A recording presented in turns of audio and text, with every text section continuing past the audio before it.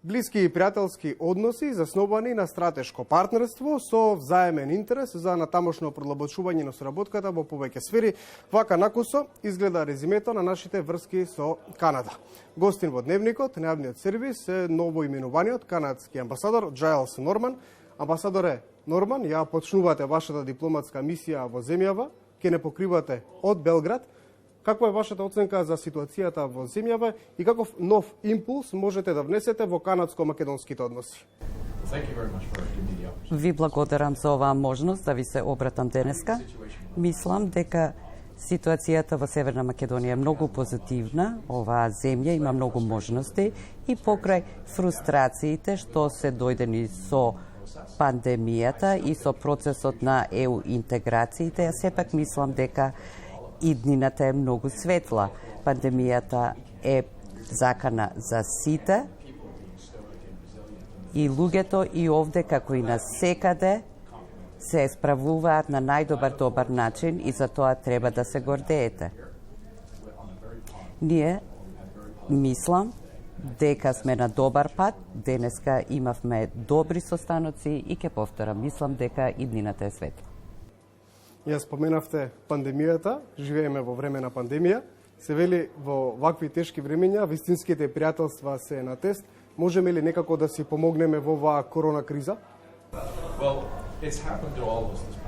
Оваа пандемија влијае врз сите нас на различни начини. И мора да соработуваме колку што можеме. Канада имаше среќа и можеме да ја споделиме оваа добра среќа со нас и со Македонија и во иднина мислам дека уште повеќе може да соработуваме со Македонија. Но пандемијата не е завршена и важно е да продолжиме да соработуваме и да се и во борбата против пандемијата. Македонија и Канада се далечни една од друга. Колку е ова пречка за развојот на економските односи меѓу двете земји и како да гледате потенцијал за понатамошна соработка? И покрај тоа што сме доста далеку, понекогаш бизнисот може да ги преброди и најголемите далечини доколку има волја. Ние, инвеститорите, гледаат можности за размена, гледаат каква е состојбата во однос на владењето на правото и тоа може да ја промовира трговијата и јас сум убеден дека нашите односи во оваа област ќе бидат силни. Двете страни се сојузници во НАТО. Канада всушност е еден од основачите на алијансата. Што можеме да очекуваме од нашето членство во НАТО, каде што сме веќе речиси една година? Особено сум задоволен што јас сум тука во светло на годишнината од членството на Северна Македонија во НАТО.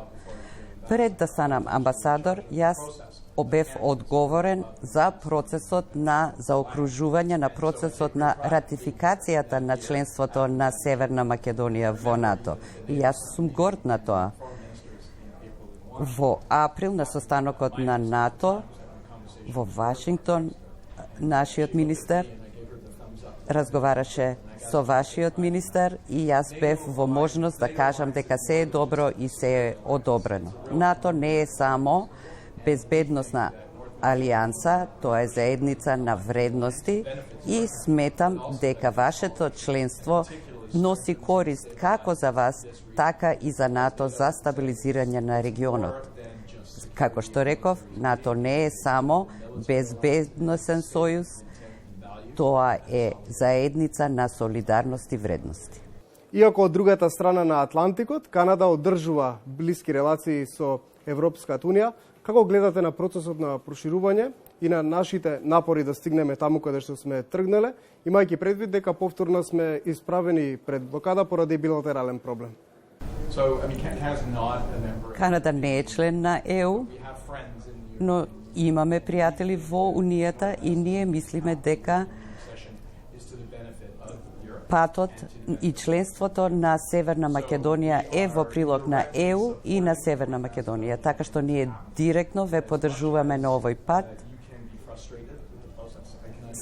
разбирам дека може да има големи фрустрации, бидејќи патот кон ЕУ е долг за вас, имавте многу пречки. Се што можеме да кажеме е да ве замолиме да имате трпение со овој процес, бидејќи сметаме дека реформите за членството на Европската Унија се од корист и на граѓаните на вашата држава и за вашата иднина во рамки на Европа. Во Канада има значителна македонска заедница. Колку таа придонесува во јакнењето на меѓусебните односи? Има навистина силна врска меѓу луѓето кај нас. Има голема диаспора во Канада и нивното присуство се чувствува во многу сфери на животот, вклучително и во областа на хокеот, каде што вашите играчи се добро застапени. Треба да го споменам и семејството Битов, кое што игра важна улога во воспоставување и јакнење на врските меѓу нашите две земји. Диаспората има одиграно и ќе продолжи да игра, сметам, клучна улога во градење на позитивни врски меѓу луѓето. Двете земји се земји на различности и во етничка и во јазична смисла. Амбасадоре, дали е ова предност или мана? Различноста е карактеристика на двете наши земји, на различен начин. И во двете земји има различности, имаме историја на различен начин на справување со нив и успеси во тоа. Торонто е еден, ако не и најголемиот град на различности во светот. Ние успеавме да го измириме, да ги измириме разликите помеѓу двата официјални јазици, француски и англиски, но вклучени се и многу други јазици и тоа е заложба не само на оваа влада, туку и на сите други наши влади. Тоа се смета за наша вредност. Северна Македонија ја дели оваа вредност, вие имате свој пат, секој мора да си го најде својот пат. И колку повеќе учиме едни од други за тоа како да работиме со овие разлики, мислам дека ќе имаме подобри успеси. Различноста е со нас, таа е основна вредност на Канада. Во Канада на мал простор ќе се слушат многу јазици, мандарински, грчки, а понекогаш и македонски. И сите луѓе кај нас живеат заедно и заедно ја градат заедницата и секој ги вложува своите предности во заедничкиот живот. Амбасадоре, Канада е секогаш при врвот на листите кога се станува збор за квалитетот или за стандардите на живот. Што и како да научиме од Канада во однос на начинот на живот? Многу луѓе ме прашуваат за нашето искуство. Нашето искуство, морам да кажам, е наше. Секој има свое собствено искуство. Со задоволство го споделуваме нашето искуство, но никогаш не можеме да кажеме дека има канадски модел што другите треба да го следат. Почнавме како мала земја, со 4 мали провинции, со претежно европско население, а сега пораснавме во земја со 3 океани, со население и жители од целиот свет. Која е нашата тајна на успехот?